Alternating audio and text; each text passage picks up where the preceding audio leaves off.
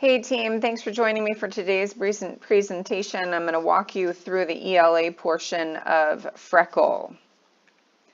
Here in Clovis Unified, we use Clever to get into many of our academic learning resources. And if you move down Clever, you will locate the button for Freckle. So go ahead and click on Freckle like normal. And then this is our second time heading into Freckle. So the strategy that your teacher asked you to use is the same strategy you're going to use to get in this time. Either click the continue button or press enter on your keyboard when you are ready. When you get into Freckle, you will see a daily bonus box of some kind. Simply click whatever the turquoise box is on the bottom in order to move to the next portion. For my second graders, you're going to see a screen that looks like this, and I ask that you click on the elephant. You'll see how that turquoise arrow is pointing to the elephant where it says ELA. Again, for my second graders, you are going to choose the button on the bottom right where it says articles, and you'll see that turquoise arrow pointing to articles. For any of my students who are third grade and above, the arrow is not pointing to the right location, but just to the left of the assignments area, you will see the ELA button. So this is what the ELA button looks like. So all of my teams who are third grade and above, we are going to head over to this button. And then you are going to see three options, and I ask that you choose the pink pig over on the right that says ELA Library. For everyone, it's going to ask you if you're ready to start the pretest, and the answer is yes, please. Team, say yes, please.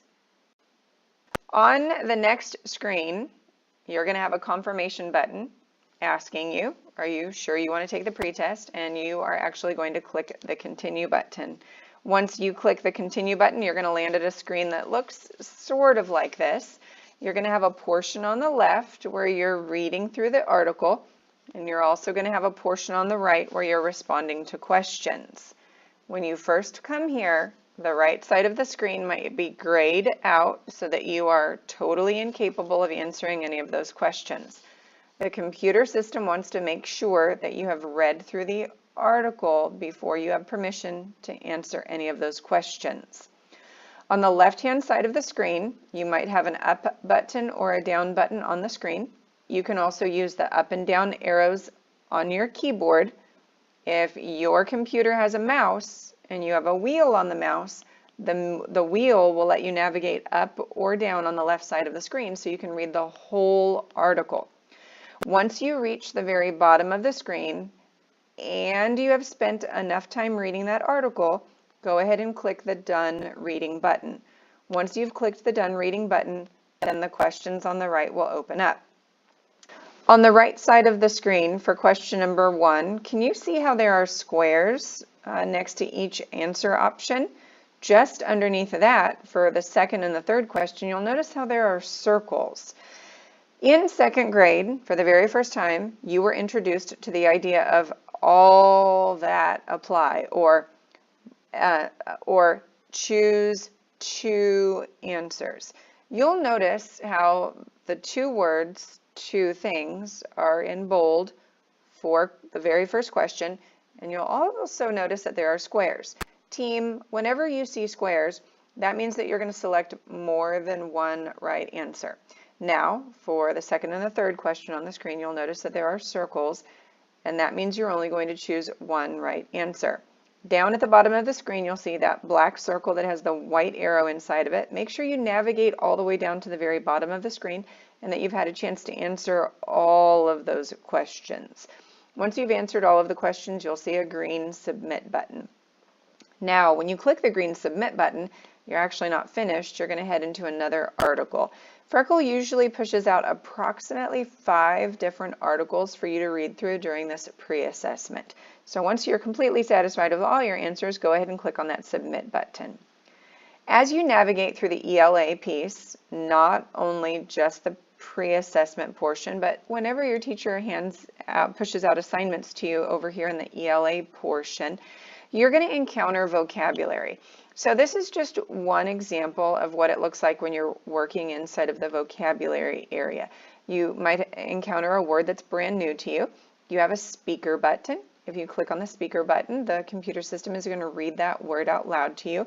Ultimately, teachers want you using new vocabulary in your daily conversation, in your writing, and they want you to be able to read that word in context in future reading opportunities. You also see the definition to that word at the top, and then the computer system wants to evaluate whether or not you know how to use that word appropriately in context. So choose one correct answer showing that you understand how this word should be used in context, and then click the submit button.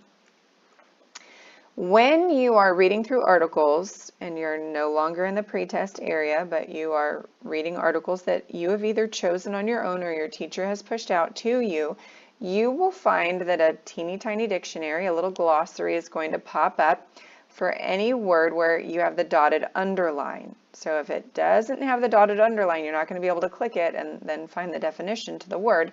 It's only the words that have the dotted underline. I highly recommend that you use that in order to grow your vocabulary.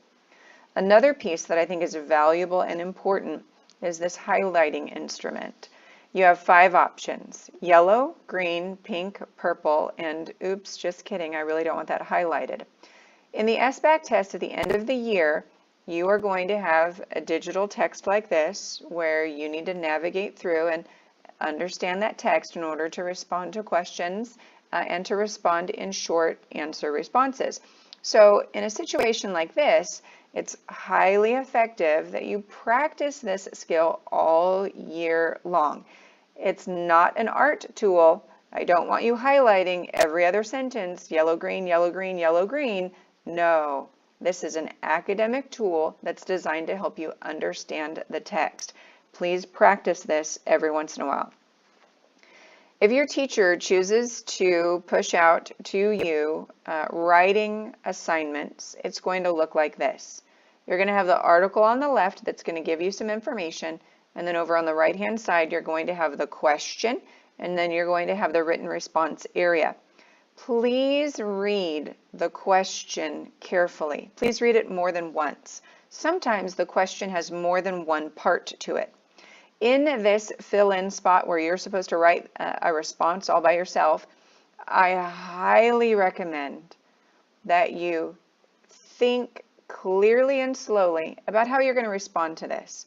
Also, make sure that you respond in complete sentences. Additionally, look over to the text on the left and use information from the text to substantiate the claims that you make and to support any ideas that you're writing about in that written response. Your teacher will lean in and let you know approximately how many sentences you should write for your grade level. Please make sure that you do an excellent job of answering these written response questions. Now, when you are finished today with the pretest, your teacher's leadership is going to guide you. Your teacher might say, I've got some assignments waiting for you, or your teacher might say, I want you to now choose an article of your own. So listen to your teacher and see what your teacher says. Sometimes I counsel my classes to head back into the ELA portion just to choose an article that they want to enjoy. Look through the process to see what it's like to choose something that you want to read on your own. Now, if your teacher has some assignments waiting for you in the backpack, head over there. And then for my second graders or my first graders, you're looking for the chicken. The chicken will let you know if you have any assignments. So if you're choosing an article to read for pleasure on your own, over here in the ELA library, once the pretest is finished, you now have nonfiction or fiction to choose from. When you choose either one of those, you're then going to have genres to choose from.